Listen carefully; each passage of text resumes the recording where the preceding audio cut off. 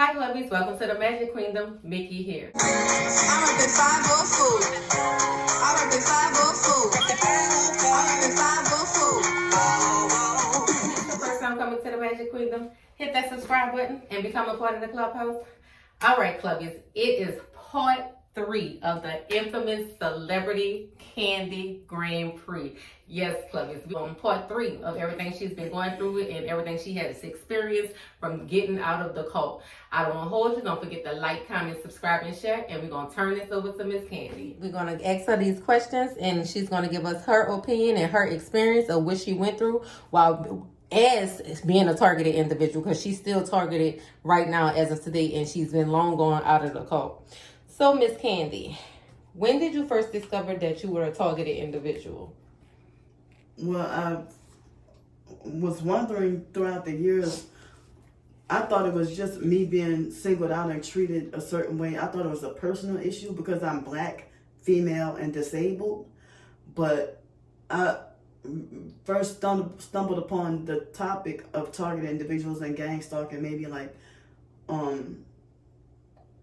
sometime in 2011 or 2012 throughout my research. Like my research had that I used to always do is I stumbled upon and I was like, one day I was like, oh, I hope this doesn't happen to me. Oh, I hope I don't end up becoming targeted, not realizing I was targeted all this time. Mm-hmm. But I got my final confirmation of being targeted in 2019. And what happened? So like I was looking up on YouTube about narcissistic abuse, Mm-hmm. and that led me down a rabbit hole of Targeted. Yeah. And so that's when you basically confirmed, because you had all the same things they was going through, and that confirmed it. Yeah. So how did the targeting make you become homeless?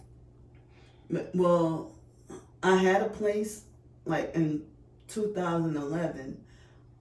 2007 through 2011, I was living in Denton, Texas, and in 2008, I didn't realize I was being attacked with direct energy weapons. All I know was stuff was happening to my body, like me having a lot of vertigo and weird sleep patterns. And another reason why they want you on psych medications, because they said that it makes the attacks more, the attacks more powerful.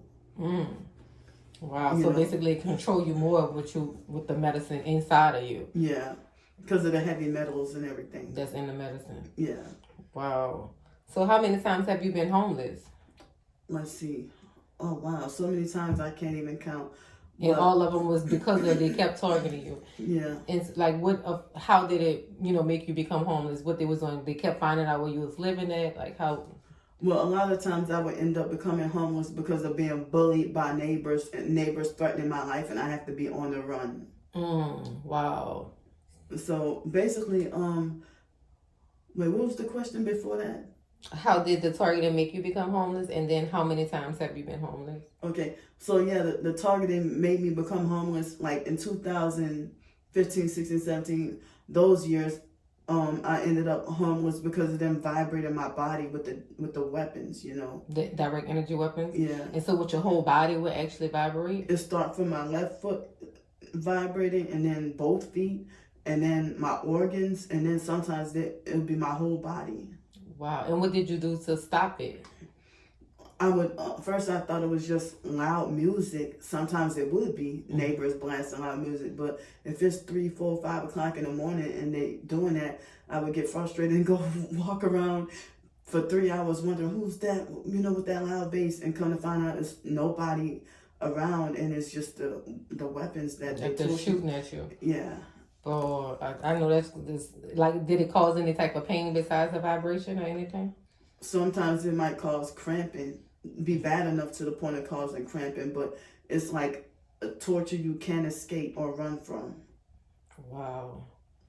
So how can you juggle between dealing with being homeless and suffering this targeting at the same time? And what stops you from giving up? Jesus Christ, because I probably, one of the goals is to make you unalive yourself. and to make you homeless, to set you up to be homeless, mentally institutionalized, or jailed. I've had all three happen, and I never would have thought I would be in and out of jail as setups and being illegally swatted and then lying on me and stuff. So I just. So do you know any of the targeted individual, like the people that's doing it to you, or is it like a whole group of different people? It's different. Because I've seen multiple people attack you. So is it like their cult, or is different cults that's doing it? It's a lot of people blame it on the government. Other people blame it on the Freemasons. Other people blame it on the cops. Other people say it's just random people in society. Some people say it's the FBI. But I believe that certain people say it's witches and warlocks, but I believe it's mainly the Freemasons that control a lot of these lower level groups like police, regular citizens, and society and everything. The Freemasons is that secret society that's above and control like everything else, And so you feel they pick people that they want to target and use them as puppets for their own show or game and stuff like that, like to laugh and say, "Ha ha, I made her get this," right? You think that's what the basic goal of the Freemasons or the FBI for why they pick a targeted individual, and also for experimentation, like unethical human experimentation, and also like if people say if you get put on a targeted list for revenge, or if they do it because you're just randomly selected for eugenics. Eugenics is what they want to, for the New World Order, they want to create a master race of blonde-haired, blue-eyed people, while they target people who are considered as inferior to destroy. So basically they target people with a high power, a lot of power, and connected directly to God's source. So they trying to get your DNA and weaken your DNA and get samples, and basically like a puppet. They want to use you as a guinea pig. Yeah. Basically. Wow. Yeah. Is your targeting worse when you're homeless or when you're housed? I'll say this. It's equally as bad, but in different ways. But like, if I'm housed, it's more difficult to escape the noise, harassment, and the campaigns and stuff. And I'm already disabled and hypersensitive.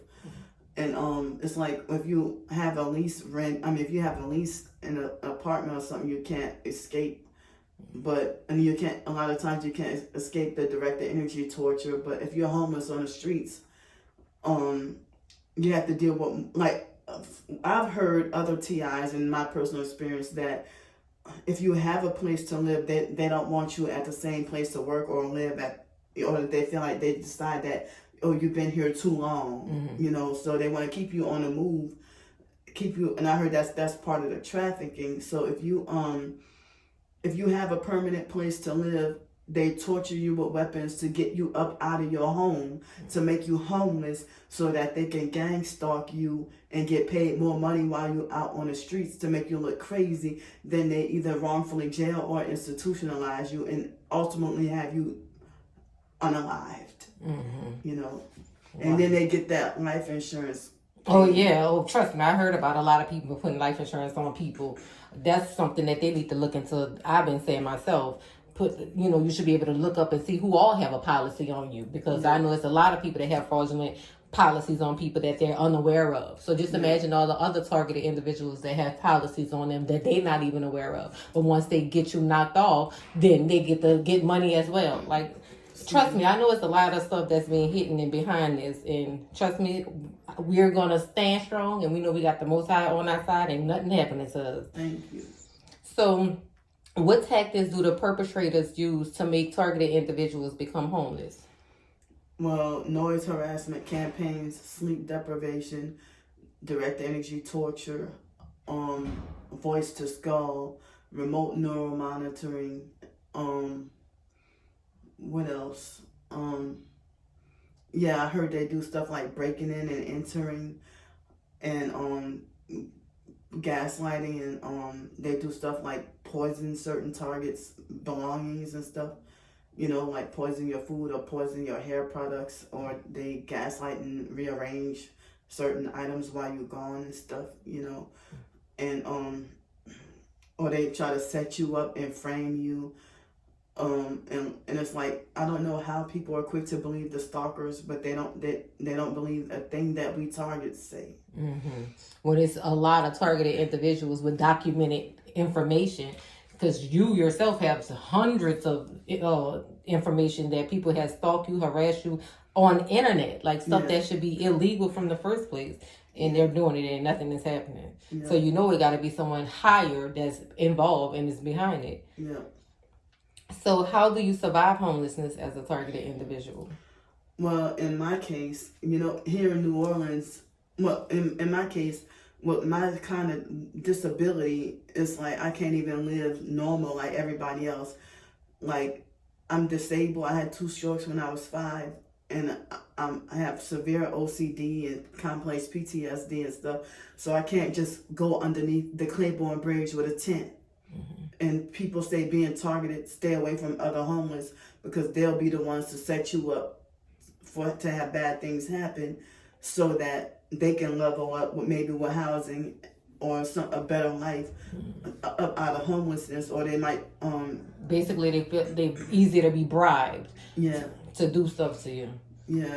Wow. So and with my OCD, I would feel like very grossed out to put a tent on a dirty ground, and then like at the area that I sleep at, you can't put a tent over there. And then I try to stay by myself as often as possible, but they plant homeless and non-homeless perps to come and perform their tactics, and I've been physically attacked even recently. And have the police like help you with that or anything? The cops always side with the perps. Always. They never help us. That is ridiculous. Yeah. I hope some help come quick, because this is sad. Yeah. What makes your survival different from other TIs who are forced to suffer homelessness? Well, some other professed targets, they can have houses and cars and maintain a job, but like some of them can maintain a house, car, and job, and others get stuff taken away. And some targets might be homeless living in their vehicles while I don't have a car to live in.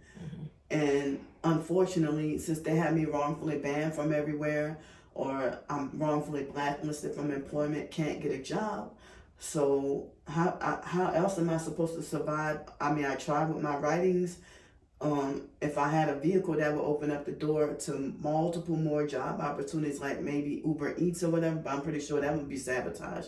I've had to deal with workplace mobbing, where I could start a job and then they bully me off the job or perp me off the job. So they're keeping me forced homeless, like, and won't allow me to keep stable housing or jobs, because they want me to become, they make it like, we're going to keep you suppressed and keep you homeless unless you sell out and join our cult.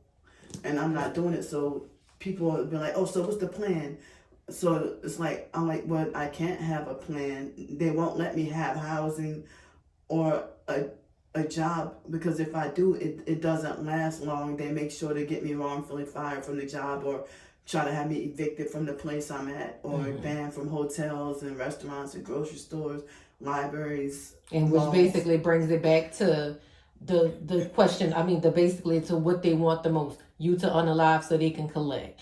So they feel like, oh, she's going to give up, she can't deal with it, but they don't know, baby, they're strong. So if you were targeted, blacklisted, or homeless, what would you do? What would you be doing with your life if you weren't targeted, blacklisted, or homeless? If I weren't, I probably would have been living the American dream, or my own personal American dream. And what's your American dream?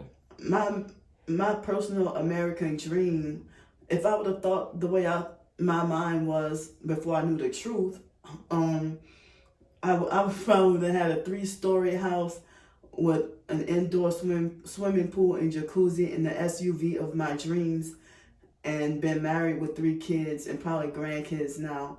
But for me to think, with the knowledge that I have now, if I was not targeted, I would like to, I wanted to like run my own business and like, selling natural food or natural product, whether it be like if I had my own restaurant or food truck selling like I wanted to have like, if I could have a business to sell like organic natural version of like huckabucks or what they call cold cups and organic natural version of like jambalaya or you know, po' boys and stuff like made from natural ingredients that can heal you, you know, rather than, you know, if you have like a roast beef debris, but then, or like a fried fish po' boy. Well, what about if you can have a po' boy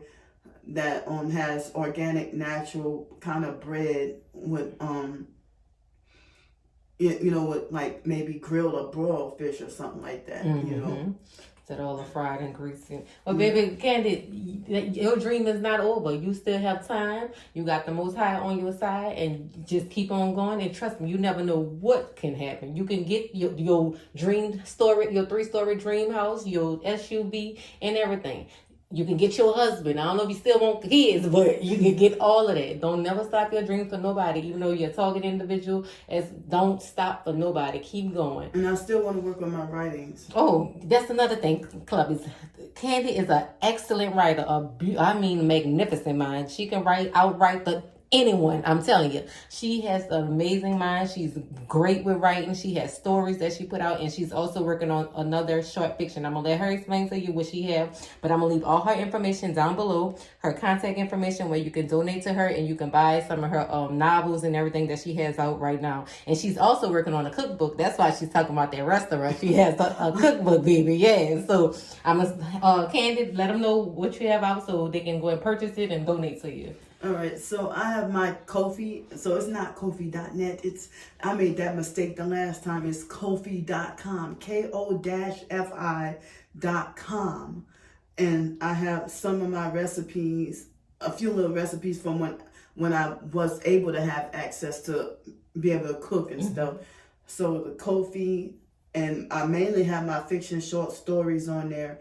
I have my Amazon ebooks. I give the people the choice if they want to read the short stories for free or if they want to purchase. I have fiction and nonfiction, and I'm a blogger too. I have like almost 1,000 blog posts on my blog.